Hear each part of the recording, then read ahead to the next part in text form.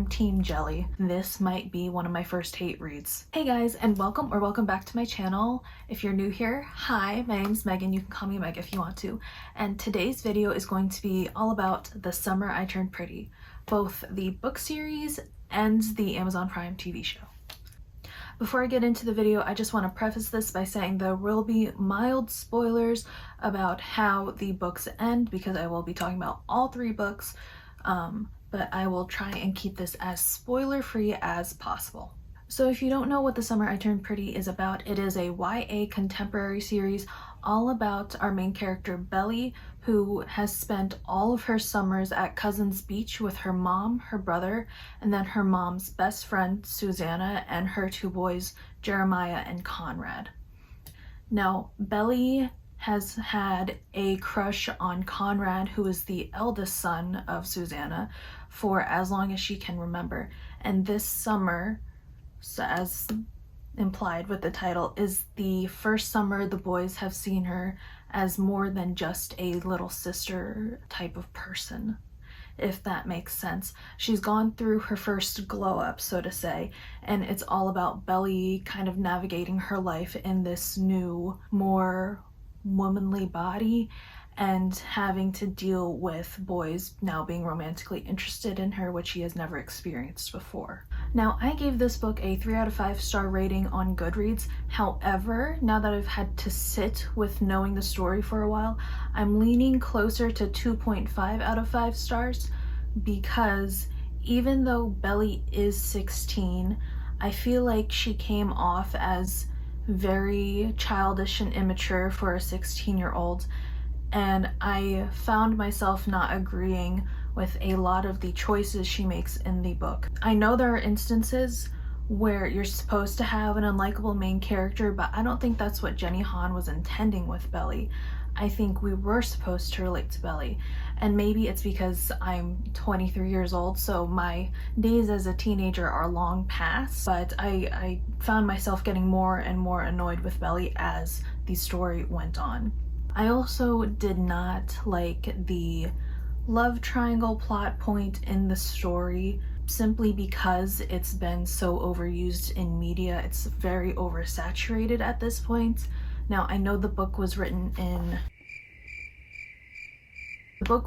2009, so by that point, love triangles weren't as oversaturated in the media as it is now. Despite that, I still did not like the love triangle. I think it could have been done better if more sides of the triangle were explored, but I think that it was pretty obvious from the get-go which person Belly was going to end up with, because it was written in a very biased way. What I did like about this story is the relationships both Belly's mother and her mother's best friend Susanna. I loved the relationship that those two had with their kids and also with each other's kids, and their relationship with each other. They've been lifelong best friends, and as I was reading it and exploring, and we were getting more details of their friendship, I thought that their friendship was more aspirational to me, and I was like, I would like to have a relationship like this with my best friends in another 10 years. And I think despite Belly being our main protagonist in the story, the heart of the book was really with Susanna, who I came to really fall in love with. Despite me not liking some of the plot points that happen in this book, I read through it really quickly, and again, I still enjoyed it, or else I wouldn't have finished it. Moving on to the second book in the series, It's Not Summer Without You. This again takes place at Cousins Beach, but there has been a major change in all of our characters' lives that makes it so that Cousins Beach is not what it once was. It's not so much an escape anymore for the kids. And I have to say, I think this is a good sequel to the first book, and the characters in this were not as annoying as they were in book 1. In particular, I really liked the character arc that Jeremiah got in this book. I think he really came into his own as being a young adult and a young man, and learning how to be there for the people he cares about the most. Now with Belly in this book, I was able to relate to her a lot more, and she wasn't as annoying or, again, as childish as she was in The Summer I Turned Pretty. Her character arc is all about what happens after you lose your first love, and can you move on past that first love, or will there always be part of you that is with that first love?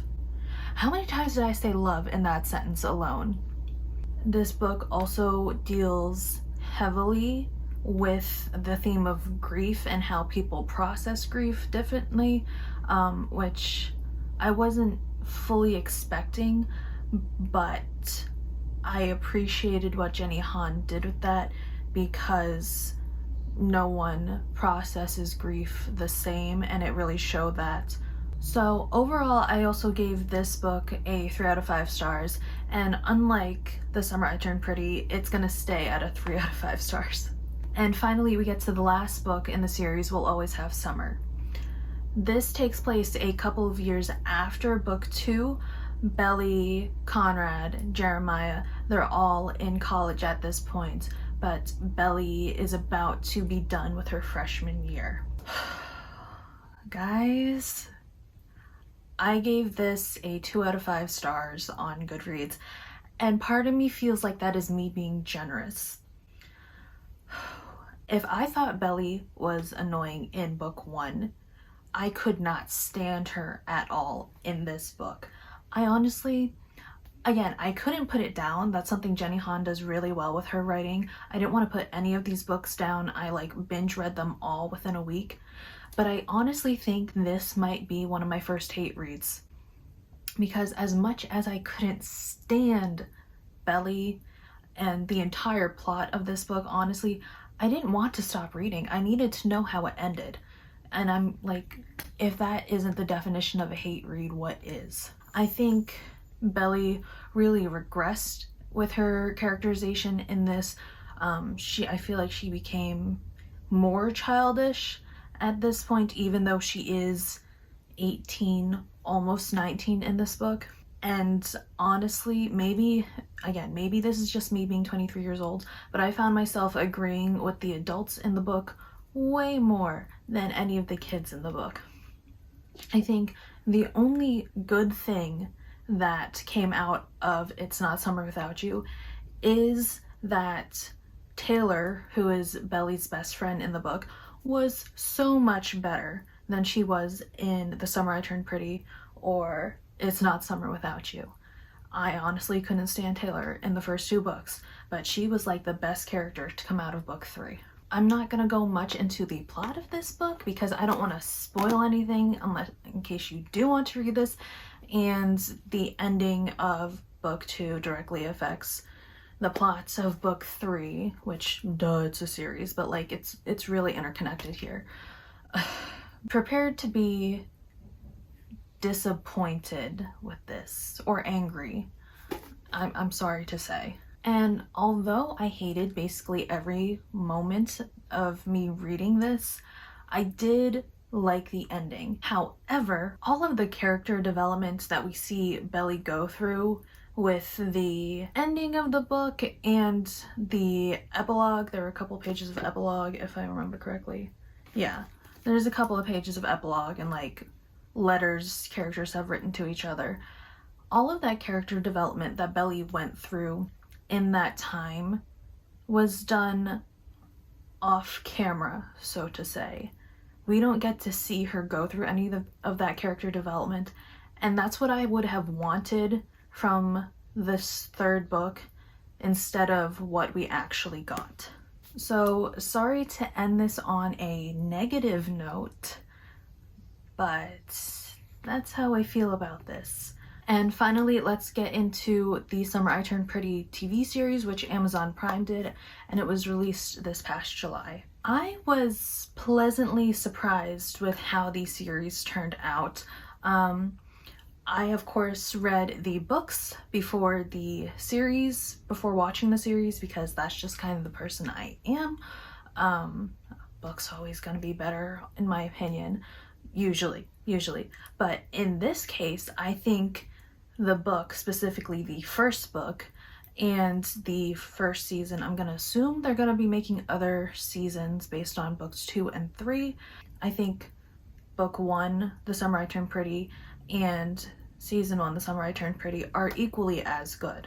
I know Jenny Han had a lot to do with the development of the show and what changes were made in the show, so I think that really helps make the show what it is. Now, the plot of the show remains basically the same as the book.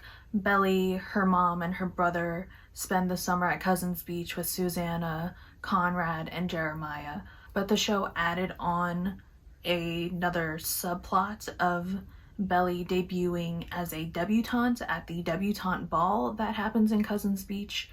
I wasn't crazy about that plot point, the addition of that plot point, but I understand why they did it, because a lot of Belly's character development in book 1 was very internal, with her like internal monologue and her inner thoughts, which we couldn't see in a TV show. So I understand why they did that, and it also kind of incorporated elements from book 2 into the series. So originally I was a little concerned about that, but retrospectively I'm not mad that they added the debutante ball. They also added a couple of new characters to the show that weren't in the book, which some of them I was really like, do we need this character? Specifically some of the girls that Belly gets to know and become friends with, that she's doing this debutante ball with. I was back and forth between whether I liked those characters versus kind of low-key hating those characters. By the end of the last episode, I was like, I really don't like you. You turned out exactly how I thought you would, which is unfortunate. But I did like the addition of the character of Cleveland, who is a writer staying in Cousins Beach at the time, and he kind of becomes this pseudo father figure to Conrad specifically, and also a love interest for Belly's mom, Laurel. I don't really think that Laurel needed a love interest in this show. I don't think she needed a romantic subplot, because I think the main relationship that they should have focused on for Laurel is her relationship with Susanna, but it wasn't overdone to the point of me hating this romantic subplot. I just don't think it was needed. What I also liked that the show did was that I think they handled the love triangle aspect of the first book way better than the book did, in my opinion. I think it fleshed out the perspectives of each side of the love triangle way better, but I have to say the show made me team Jeremiah. I'm sure that's gonna upset a lot of people, but I'm a sucker for friends to lovers, and that's exactly what Belly and Jeremiah had. And like, they have the cutest ship name ever, which Taylor in the show brought up. I'm team Jelly, but I could see with the show why Belly would choose Jeremiah or why she would choose Conrad. Whereas with the book, I think the book was written in such a way that you really didn't see one side versus the other side. It was like, this is who you're going to root for, and that's that. But overall, I really enjoyed the show. I watched it over the course of a week. I think there's 7 episodes, and I only watched like 1 to 2 episodes per night before I went to bed. It wasn't binge worthy to me, but I still really enjoyed it. And it's a good show for when you want that like summer romance, fun beach getaway kind of vibe, if you know what I mean. Also, the soundtrack for the show absolutely slaps. That's something I was very impressed with, was the soundtracks, because it was just bop after bop after bop. But with that, I think that is all I have for you. If you like this video, make sure to like and subscribe down below. Comment if you've read the series or watched the TV show and let me know what you think. I hope you have a wonderful morning, noon, night, day, and I will see you in my next video. Bye!